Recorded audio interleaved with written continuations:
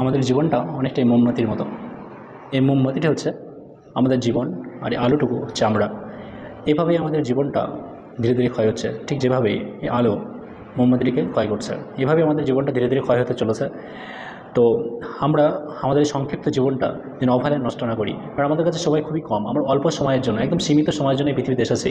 তাই আমাদের মধ্যে যে যে গুণগুলো রয়েছে, যে আলোটুকু রয়েছে, আমরা যেন সবাইকে দিতে পারি। এই পৃথিবীতে 850 কোটি মানুষ রয়েছে। প্রত্যেকটা মানুষ ইউনিক, প্রত্যেকটা মানুষ তার নিজস্ব বৈশিষ্ট্য রয়েছে। একজন মানুষ আর একজন মানুষের থেকে আলাদা। তাই আমরা যতটুকু সময় পেয়েছি এই পৃথিবীতে, যত সংক্ষিপ্ত যে সময়টুকু পেয়েছি, আমরা প্রত্যেকেই যেন আমাদের নিজের আলোটুকু, আমাদের নিজেদের মধ্যে যে জ্ঞানটুকু রয়েছে, যে ভালো দিকগুলো রয়েছে, সেগুলো সবার সামনে আলোকিত করতে পারি। ধরে নিন পৃথিবীতে সমস্ত মানুষই এরকম অবস্থা রয়েছে, আপনি আলোকিত, ধরে নিন আপনি আলোকিত অবস্থায় রয়েছেন, তো আপনি আপনার এই আলোটুকু প্রত্যেকের সঙ্গে শেয়ার করতে পারেন। এভাবে শেয়ারের মাধ্যমে আপনার চারপাশের মানুষগুলো আলোকিত হতে পারে।